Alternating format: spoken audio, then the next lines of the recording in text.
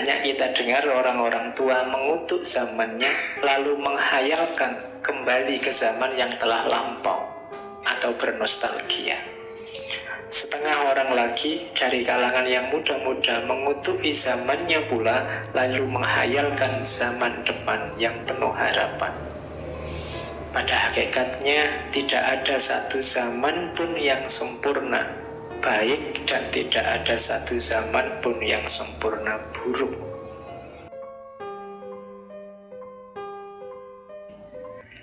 Saya bawa ke sini yang menurut saya mood aja untuk saya sampaikan di sini.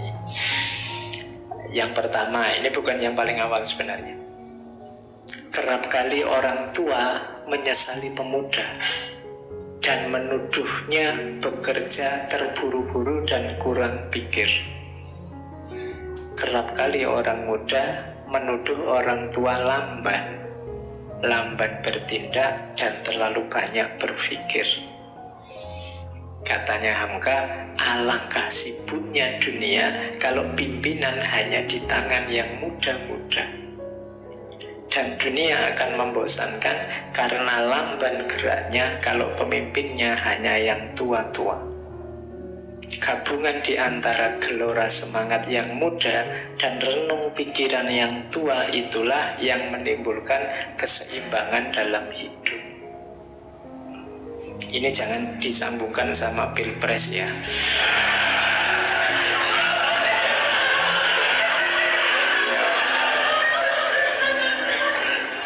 Ya itu sudah saya tebak. Kamu mesti menyambungkannya sama pilpres. Ya. Jadi ini sebenarnya Bangga mau ngomong, hidup itu ya ada, kalau bahasa anak sekarang, ada ngegasnya, ada ngeremnya. Ya, kamu harus sadar kapan ngegas, kapan ngerem. Ngegas itu simbolnya yang muda-muda, ngerem itu simbolnya yang tua-tua. Kalau kamu ngegas terus, gawat hidupmu. Nanti ada apa-apa kamu tidak ngatasi, terus tabrakan. Atau yang penting-penting kelewatan. Kalau kamu ngerem terus, lah kapan maju nih? Kan gitu. Hidup ini ya perlu maju, tapi ya tidak gas terus-terusan. Kolo-kolo ya ngerem. Ngerem itu gunanya apa? Merenung, introspeksi. Apa ya sudah bener yang tak jalanin ini. Oh masih bener, jalan lagi. Sampai beberapa waktu dicek lagi, direm lagi, dievaluasi lagi. Jangan evaluasi terus, nanti tidak maju-maju. Nanti kamu punya organisasi, kita rapat ya tiap siang, gawenane rapat, terus kerjane kapan? Nanti keputusan rapat siang ini adalah kita akan rapat lagi Jumat besok. Iya. Oh, keputusan rapat kok untuk rapat lagi. Jadi, ya jangan ngerem terus lah. Kapan kerjanya, kapan jalannya. Ini ya jangan jalan terus. Kita butuh evaluasi, ngecek sudah sesuai jalurnya apa enggak. Jadi hidup ini kamu harus, meskipun kamu masih muda, ya tetap harus ada ngeremnya. Jangan mentang-mentang masih muda ngegas terus. Atau kalau ada yang sudah tua, ya jangan ngerem terus. Karena takut tabrakan saya Pak, tak rem terus. Ya tidak maju-maju, kamu hanya di garasi saja. Tidak keluar rumah itu namanya. Ya keluarlah, majulah, cuma jangan asal maju. Nah, itu nasihat pertama dari renungan budinya Hamka. Jadi hidupmu begitu, makanya umat Islam itu dalam setahun disuruh ngegas, waktu Ramadan ngerem. Jangan digas terus, ayo kita evaluasi. Makanya ngaji ini ya Ramadan libur lah, tidak apa-apa, waktunya ngerem. Kalau digas terus, filsafatan terus, puyeng kamu. Ada ngeremnya. Atau filsafat kok barat terus. Barat itu kan cenderungnya ngegas, gagasan-gagasannya progresif. Yo ganti sekali-sekali timur. Timur cenderungnya harmoni, cenderungnya agak ngerem. Yo barat, yo timur. Jangan timur terus, alam goib terus, alam batin terus. Susah nanti kamu hidupnya. Tidak bisa tanding di dunia nyata. Tapi juga jangan barat terus, progres terus. Nanti kamu kering hidupmu. Jadi ini sebenarnya pelajaran keseimbangan, bukan pelajaran pilpres. Ya, kamu kan sudah seneng. Wah, cocok jago gua, mesti ngomong kan. Iya, enggak. Oke, kan dua-duanya sudah kombinasi kalau menurut saya. Oke ya, pokoknya enggak usah dibawa ke sana. Terus nanti kamu potong, terus kamu upload di Instagram, capture gambar itu, nanti ngawatiri itu. Terus renungan kedua, di setiap zaman, katanya Hamka, ada saja orang yang mengutuki zamannya. Dia tidak puas dengan zamannya itu. Banyak kita dengar orang-orang tua mengutuk zamannya, lalu menghayalkan kembali ke zaman yang telah lampau atau bernostalgia. Setengah orang lagi dari kalangan yang muda-muda mengutuki zamannya pula, lalu menghayalkan zaman depan yang penuh harapan. Pada hakikatnya tidak ada satu zaman pun yang sempurna baik, dan tidak ada satu zaman pun yang sempurna buruk. Tetapi yang terang ialah bahwa jarum zaman tidak dapat disurutkan lagi. Banyak orang yang hidup di masa lalu, ada orang yang hidupnya dalam mimpi masa depan.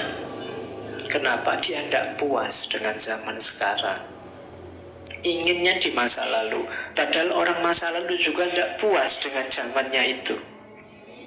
Mungkin besok di masa depan kita juga tidak puas dengan zaman kita yang akan datang. Manusia memang, kalau katanya Quran kan, punya tabiat pengeluh, khuliqa halu'a. Mengeluh terus, dikasih apapun ngeluh. Kenapa? Yang dilihat terlalu sisi jeleknya, tidak pernah bersyukur.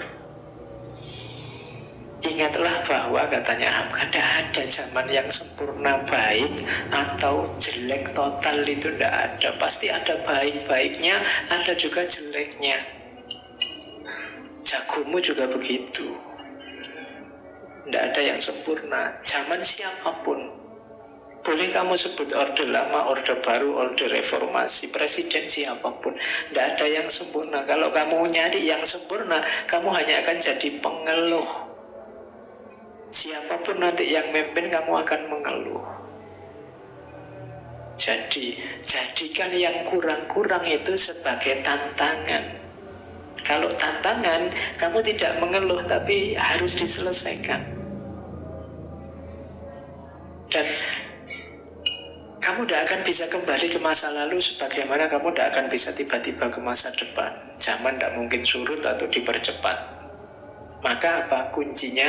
Hari ini. Itu Hamka menasihati itu, jangan gampang mengeluh, nanti kamu stres terus. Syukuri, nikmati yang baik yang hari ini kamu temui, atasi yang kurang yang hari ini kamu temukan juga. Itulah rumusnya orang hidup.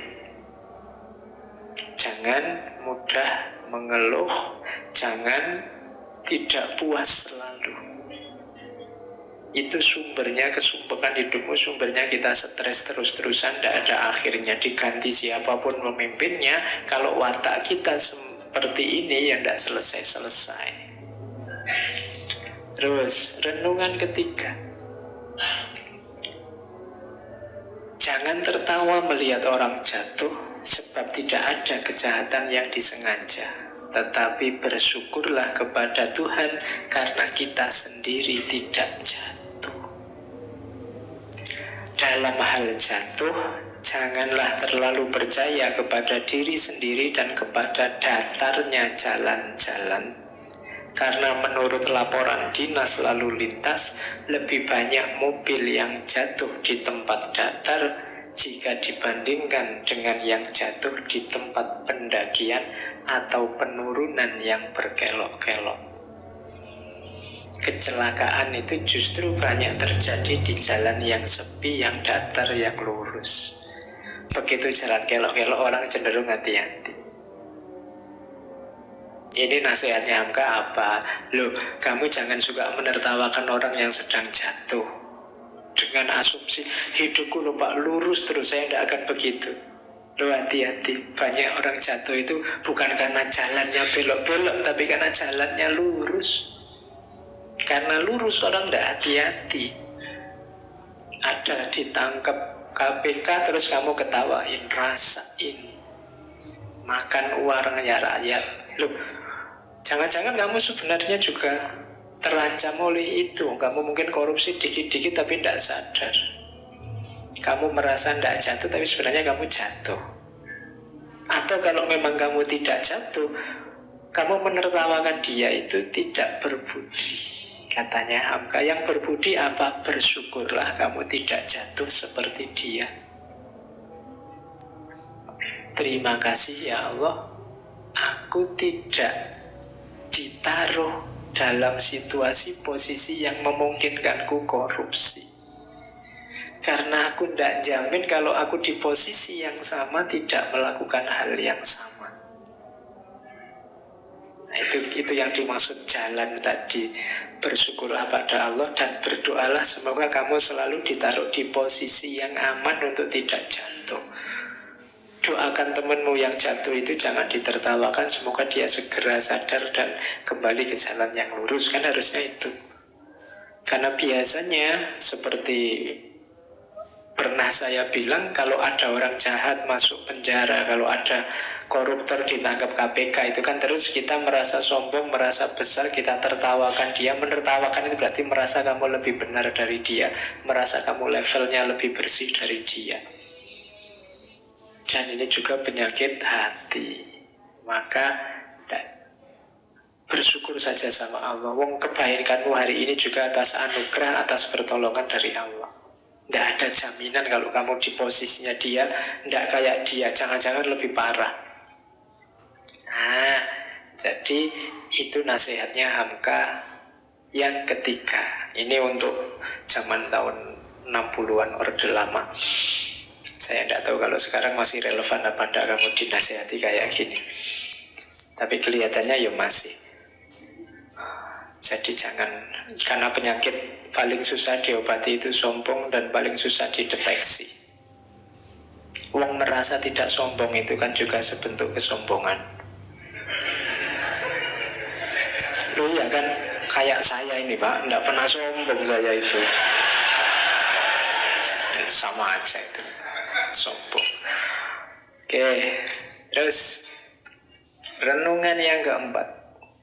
Ini penting untuk para guru, para ulama penceramah. Banyak guru agama yang gagal dan mengeluh karena kegagalannya. Pelajaran agama yang diberikannya tidak segera diterima oleh orang banyak. Salah satu sebabnya ialah dia mendahulukan nawir daripada basyir, mendahulukan ancaman daripada bujukan, rayuan. Dia mendahulukan usron daripada yusron, mendahulukan yang sukar daripada yang mudah. Dia mengusir, bukan mengumpulkan. Kadang-kadang dia hendak membuat agama menurut kehendaknya, bukan menurut kehendak Tuhan. Dan setelah gagal, disalahkannya orang lain. Ini Hamka menyindir kita yang bergerak di dunia agama, yang suka menasehati, mungkin yang suka-suka juga ceramah, yang kemudian mengkritik masyarakatnya. Ini masyarakat gimana, dikasih tahu kebaikan, dikasih tahu kebenaran kok nggak dijalankan. Sudah dimarah-marahi biar lurus kok nggak lurus-lurus. Sudah diceramai tiap hari kok ndak manut-manut. Katanya Hamka, jangan-jangan metode kita yang salah. Jangan-jangan kita lebih suka mengancam daripada merayu. Dan banyak kan sekarang yang isinya teriak-teriak, marah-marah. Hati-hati nanti kamu disate di neraka. Itu kan ngancam. Iya. Kalau kamu kayak gitu, kamu sudah murtad. Begitu kamu murtad, halal darahmu. Itu ngancam. Orang jadi ngeri. Saya ada pengalaman di kampung saya sendiri, ada masyarakat yang aslinya rajin ke masjid terus jadi males ke masjid. Kenapa? Alah, mesti dimarahi, mesti disindir-sindir, ya kan? Salah bacaan dimarahi, salah apa dikit disindir. Orang jadi males ke masjid. Ke masjid buat apa? Nanti di sana juga dimarahi. Jadi ndak, kita mungkin salah metode. Mengutamakan ancaman daripada basyir. Basyir itu kabar gembira. Tenang aja, Allah Maha Pengampun. Salah dikit-dikit ayo diperbaiki. Nanti yang lama insya Allah diampuni oleh Allah. Itu kan Allah senang. Nggak apa-apa, yang kemarin itu kan karena kita tidak tahu. Bagi yang tidak tahu, Allah mengampuni. Sekarang kita perbaiki. Nggak harus galau, nggak apa-apa. Malah kalau sudah dosa, tobat dari nol lagi, kayak di pom bensin, aman kita. Yang lama-lama sudah hilang. Lu kan itu orang jadi gembira. Daripada tiap hari diancam, disetrika lah, disate lah, was beratnya. Atau jangan-jangan kita mendahulukan yang susah-susah. Begitu didahulukan yang susah, orang juga malas. Barang siapa ngajinya ndak fasih, Fatihahmu ndak sah. Kalau Fatihahmu ndak sah, sholatmu batal. Waladhdallin, wis. Kalau membaca huruf dot itu susah waktu besok. Ya kan? Ngalaihim itu gimana? Alaihim di dalam sini anunya. Susah wis, ilate wong Jawa disuruh gitu. Susah duluan, orang lari. Kita dulu kan yang usron, bukan yang yusron. Kok gitu terus kita ngeluh. Besok nggak ada yang ke masjid, kita marah-marah. Gimana masyarakat ini? Jangan-jangan metode kita yang salah. Kita bikin orang lari terus. Jadi kita membuat orang terusir. Yang ngusir ya kita sendiri. Tidak membuat orang berkumpul, tidak menarik. Para wali zaman dulu coba dilihat. Untuk menarik orang ke masjid, dikasih kentongan, dikasih tambur besar itu. Dulu kan itu orang, ini ada apa atau kok jangan-jangan ada pertunjukan musik nih. Itu kan ada kayak kentongan dipanggil datang itu. Enggak, di sini mau sholat, kalau mau sholat itu kan membuat orang datang berkumpul. Sunan Kalijogo bikin wayangan itu kan. Hari ini wayangannya diharamkan. Itu dulu membuat orang kumpul. Setelah orang kumpul, ajaran dimasukkan. Dan itu pelan-pelan. Orang kemudian jadi baik. Digarap dari akhlaknya, terus tauhidnya, pelan-pelan baru fikihnya. Jadi itu renungan yang keempat untuk para penceramah agama. Ayo diperhatikan, tugas kita menarik orang. Dakwah itu kan manggil. Da'ayatu itu manggil. Jangan malah bikin orang lari. Kita harus bikin orang datang. Kemaslah semenarik mungkin. Jangan bikin orang ketakutan. Sekarang dengar takbir aja kan kita lari. Lagi asik-asik gini, coba dengar Allahu Akbar, kamu bubar mesti. Iya. Jadi bayanganmu kerusuhan nih mesti. Iya. Jadi ayo kita beragama yang membuat orang mendekat, bukan membuat orang lari. Oke, itu nasihat Buya Hamka. Selanjutnya, terus nasihat kelima. Ini untuk intelektual, ilmuwan. Buya Hamka ngambil satu cerita tentang Imam Malik. Pernah ada orang bertanya pada Imam Malik, imam mazhab yang sangat terkenal, 20 masalah yang butuh penyelesaian secara ijtihad. Yang dapat dijawab waktu itu oleh Imam Malik cuma 3 masalah. Yang 17 masalah dijawab oleh Imam Malik dengan aku tidak tahu, saya belum tahu. Meskipun demikian, tetap orang menghargai, menghormati Imam Malik dan tetap dipandang sebagai mujtahid.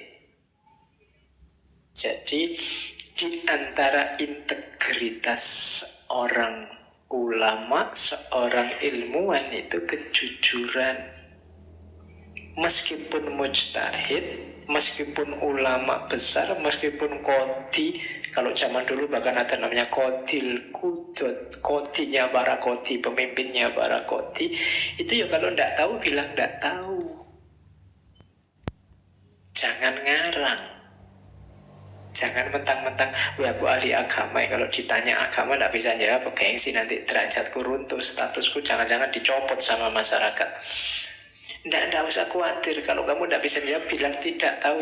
Saya tidak tahu, saya belum tahu. Nanti mungkin saya cari-cari, saya baca-baca lagi. Itu masyarakat tidak akan hilang penghormatannya pada dirimu. Justru kamu semakin mulia karena orang tahu bahwa kamu jujur. Itu pelajaran buat kita. Kalau tidak tahu, bilang aja tidak tahu. Kamu tidak akan kehilangan integritas keilmuanmu dengan itu.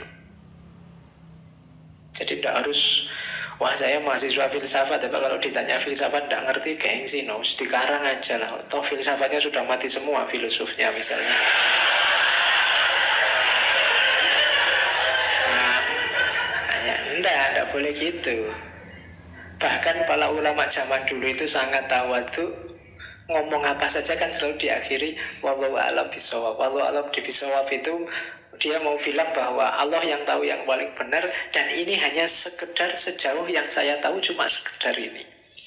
Mungkin ada yang lebih benar, bisa saja. Nah, itu pelajaran dari Imam Malik yang dikutip oleh Hamka. Jadi besok kalau kamu jadi ilmuwan, tidak apa-apa, jujurlah kalau tidak tahu. Jangan merasa, mungkin nanti di antara kalian ada yang ulama, terus ulama itu kan selalu ditanya apa-apa sama masyarakat, tidak akan menjatuhkan martabatmu kalau kamu bilang saya belum tahu. Jangan memaksa jawab hal-hal yang kamu tidak tahu. Kalau kamu sesat sendirian tidak apa-apa, tapi ketika kamu semacam ini, kamu tidak cuma sesat, tapi menyesatkan orang. Karena kamu diikuti oleh masyarakat.